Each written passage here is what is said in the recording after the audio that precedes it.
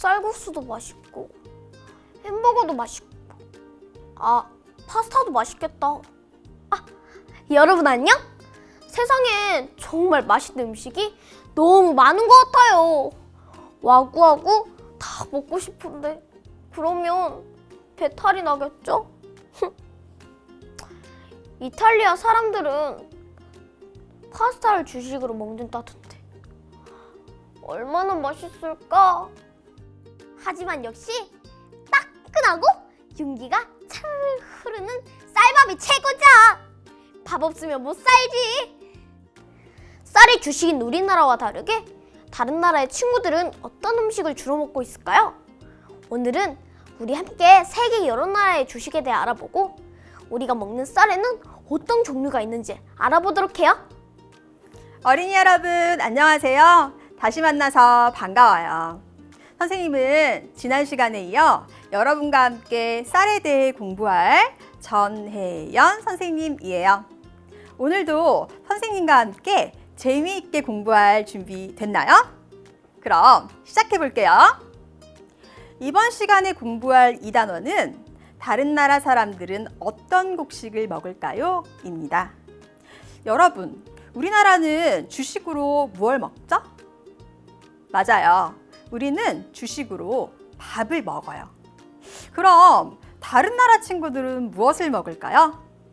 인류는 다양한 인종만큼이나 다양한 곡물들을 식량으로 사용하고 있어요.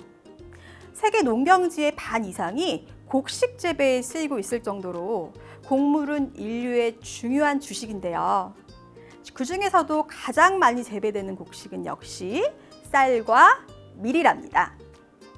이번 시간에는 세계 여러 나라의 주식은 무엇인지 살펴보고 그중 우리와 같이 쌀을 먹는 나라는 어디인지도 알아볼 거예요. 또 우리가 먹는 쌀의 종류에 대해서도 알아볼 거예요. 우와! 피자, 쌀국수, 초밥, 빵까지 맛있는 음식들이 보이네요. 서양 사람들이 주로 먹는 피자나 빵은 주로 밀을 이용해서 만드는 음식이에요. 또 일본의 음식인 초밥이나 베트남의 대표적인 음식인 쌀국수는 쌀을 이용해서 만들죠. 우리나라는 쌀, 즉 밥을 주식으로 하지만 이렇게 각 나라마다 먹는 주식은 모두 다른데요. 이렇게 나라마다 주식으로 사용하는 곡물이 다른 이유는 무엇일까요? 그 이유는 각 나라의 기후와 토양 조건에 따라 키울 수 있는 곡물이 다르기 때문이에요. 그럼 곡물별로 주요 생산 지역이 어디인지 한번 알아볼까요? 먼저 세계에서 가장 많이 재배되는 곡식 중 하나인 벼에 대해서 알아보아요. 벼는 우리에게도 참 친숙하죠? 벼는 물을 항상 필요로 하고 많은 햇빛을 쐬어야 하기 때문에 우기와 건기가 뚜렷한 지역에서 잘 자라요. 베트남처럼 한 해의 절반은 우기고 절반은 건기인 나라에서는 1년에 4번이나 수확할 수 있죠. 또 벼는 물에 잠긴 채 자라나는 특성을 가지고 있기 때문에 강수량이 많은 아시아 아열대 지역에서 주로 재배되어요. 벼는 우리나라를 포함한 아시아인들의 주식으로 보통 쪄서 밥으로 먹죠. 아시아는 세계 쌀의 90% 이상을 생산하고 또 소비하는 거대한 시장이랍니다. 다음은 벼와 함께 많이 재배되는 곡식인 밀이에요. 밀은 세계 각지에서 고루 재배되는데요. 밀은 보리와 함께 건조하고 냉한 지역에서 재배되고 있어요. 특히 북유럽, 오스트레일리아, 북아메리카 사람들의 주식으로 소비되고 있답니다. 다음은 옥수수와 수수에 대해서 알아볼까요? 옥수수 좋아하는 친구들도 많을 텐데요. 옥수수는 다른 곡물에 비해 수확 조건이 까다롭지 않아서 세계적으로 널리 재배되는 곡식이에요. 또한 수수는 아프리카와 아시아의 중요한 식량으로 무덥고 비가 적게 오는 메마른 땅에서도 키울 수 있답니다. 옥수수와 수수 모두 미국에서 주로 생산하고 또 소의 사료로도 쓰이고 있어요. 여러분, 사진에 보이는 이 곡식 무엇인지 알고 있나요? 잘 모르는 친구들도 있을 텐데요. 바로 조와 기장이랍니다. 조와 기장은 알기기가 아주 작은 곡식 중 하나인데요. 밥을 지을 때 쌀과 함께 섞어 먹기도 하죠. 조와 기장류는 덥고 건조한 지역에서 자라요. 주로 아프리카와 아시아에서 재배한답니다. 이렇게 나라마다 재배하는 곡물과 주식으로 하는 음식이 다른 이유, 바로 기후와 토양 조건이 다르기 때문이라는 거 꼭 기억하길 바래요. 쌀은 밀, 옥수수와 함께 세계 3대 곡물 중 하나로 꼽히고 있어요. 세계인의 40%가 쌀을 주식으로 먹고 있답니다. 여러분, 우리나라와 같이 쌀을 주식으로 먹는 나라는 어디일까요? 네, 대부분의 아시아 국가에서 쌀을 주식으로 이용하고 있어요. 특히 중국, 인도, 필리핀, 태국, 베트남, 말레이시아 등의 나라에서 많이 먹는답니다. 그럼 그림을 통해 다른 나라에서는 쌀을 어떻게 부르는지 알아볼까요? 우리나라에서는 쌀이라고 부르는데요. 중국에서는 미라고 하네요. 그럼 아로스는 어느 나라에서 쌀을 부르는 말일까요? 맞아요. 멕시코에서 쌀을 아로스라고 한답니다. 또 인도에서는 짜왈이라는 이름으로 불려요. 그 밖에 일본에서는 고메, 필리핀에서는 말라킷, 베트남에서는 가오 등 쌀은 아시아인의 주식인 만큼 정말 다양한 이름을 가지고 있네요. 여러분, 쌀로 만든 다른 나라의 음식 중 떠오르는 것이 있나요? 이웃 나라는 쌀을 어떻게 요리해서 먹는지 한번 알아보아요.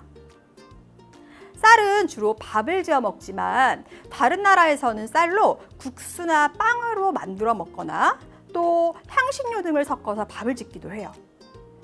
자, 그럼 세계 여러 나라의 쌀 요리는 어떤 것이 있는지 알아볼까요?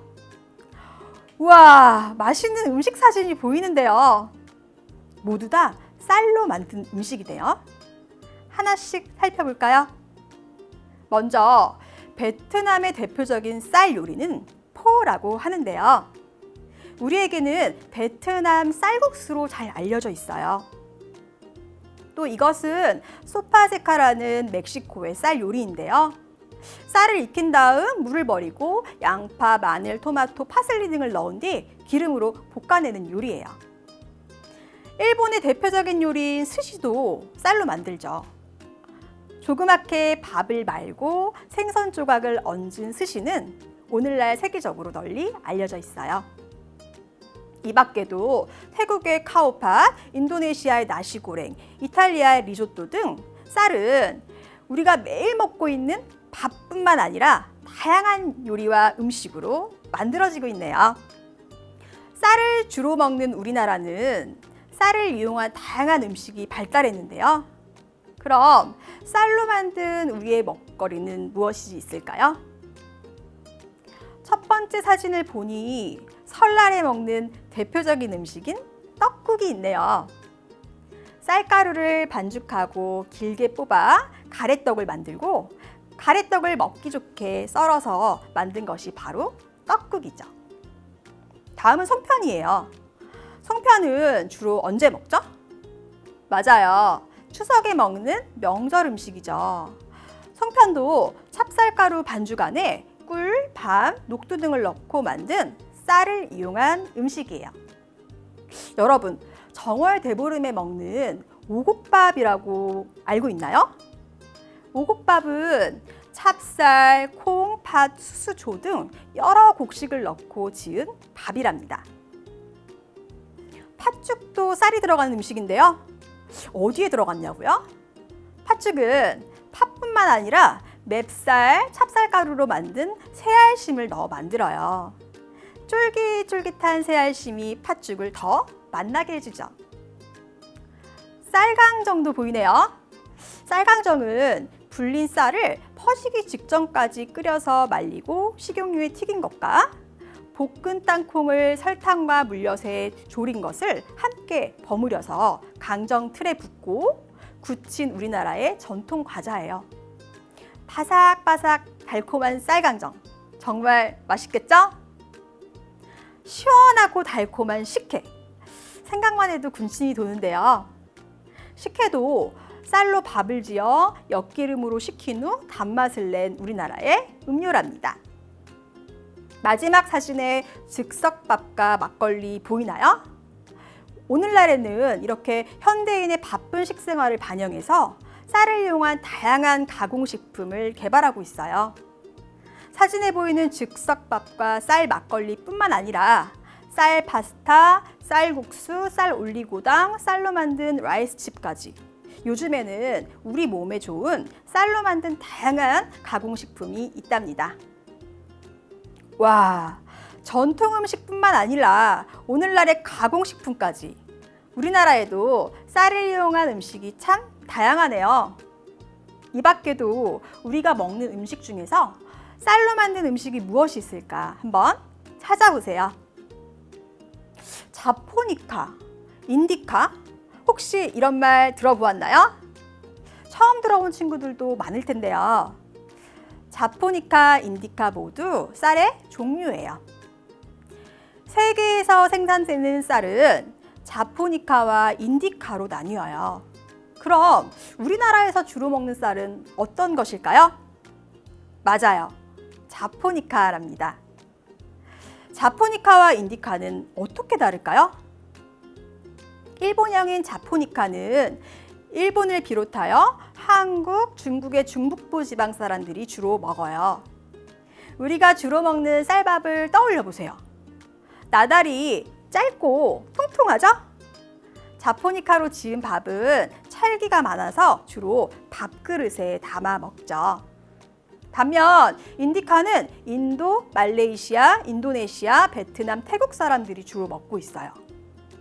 인디카는 우리가 주로 먹는 자포니카와는 다르게 모양이 길쭉하고 찰기가 적어서 찌면 고슬고슬해지는 특징이 있어요.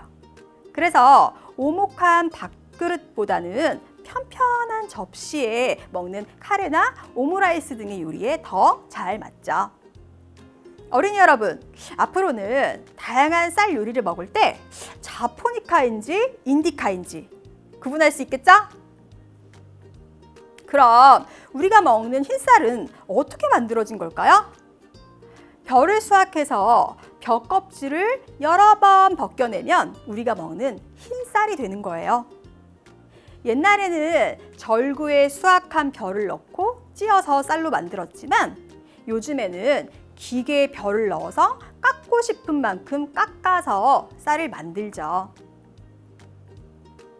두껍고 까칠까칠한 왕겨를 한 번만 벗겨내면 현미가 돼요. 현미는 쌀눈이 파괴되지 않아서 영양면에서 가장 우수한 쌀이에요. 현미에서 쌀겨를 더 깎아내면 흰 쌀이 되는데요. 쌀겨를 많이 벗겨낼수록 소화 흡수율이 좋고 맛도 있지만 쌀겨에 있는 영양소가 없어져 버리기 때문에 몸에는 현미가 더 좋다고 합니다. 사진에서도 쌀겨를 여러 번 벗겨낸 백미가 쌀겨를 한 겹만 벗겨낸 현미보다 훨씬 하얗다는 것을 알 수 있네요. 여러분이 현미와 백미를 직접 관찰하고 어떻게 다른지 한번 비교해 보는 것도 좋을 것 같아요. 우리 민호, 오늘 퀴즈도 자신 있나요? 그럼요, 선생님. 좋아. 잘 듣고 맞춰보세요. 자, 그럼 첫 번째 문제. 세계적으로 가장 많이 재배되는 곡식 두 가지 배웠는데요. 무엇일까요? 우리가 평소에 자주 먹는 밥, 국수 같은 음식을 떠올려 보세요. 정답! 쌀과 밀입니다. 역시 정답입니다. 자, 잘하니까 그럼 바로 다음 문제로 갈게요. 세계에서 벼의 90% 이상을 생산하고 소비하는 곳은 어디일까요? 우리나라도 여기에 속하는데. 그야 쌀을 주식으로 하는 아시아 지역이죠. 딩동댕! 맞아요. 우리나라, 일본, 중국 등 쌀을 주식으로 하는 국가들이 모여 있는 지역, 바로 아시아죠. 그럼 이렇게 나라마다 주식으로 사용하는 곡물이 다른 이유는 뭘까요? 나라마다 기후가 다르고 토양 조건이 다르기 때문입니다. 오, 맞아요. 역시 각 지역의 환경에 맞는 곡식을 재배하고 있기 때문이죠. 정말 잘하고 있어요. 자, 이제 마지막 문제. 두껍고 까칠까칠한 벽껍질을 한 겹만 벗겨낸 쌀인데요. 쌀눈이 그대로 붙어 있어 영양분이 아주 풍부한 이 쌀의 종류는 무엇일까요? 정답은 바로 현미입니다. 와, 역시 우리 친구 오늘도 마지막 문제까지 정말 잘했어요. 오늘도 열심히 공부한 것 같아요. 오늘 배운 내용들을 바탕으로 앞으로 쌀과 쌀로 만든 음식에 대해 좀 더 관심을 가져보기를 바래요. 그럼 우리는 다음 시간에 다시 만나요. 친구들, 오늘은 세계의 다양한 곡물로 만든 여러 가지 주식이 있다는 것을 배웠어요. 그리고 우리가 먹는 쌀에도 여러 가지 종류가 있다는 것도 배웠고요. 공부를 너무 열심히 했더니 오늘은 든든하게 영양 보충이 필요한 것 같아요. 저는 이만 현미밥 한 그릇 뚝딱 하러 가야겠어요. 그럼 친구들, 다음 시간에 만나요. 안녕!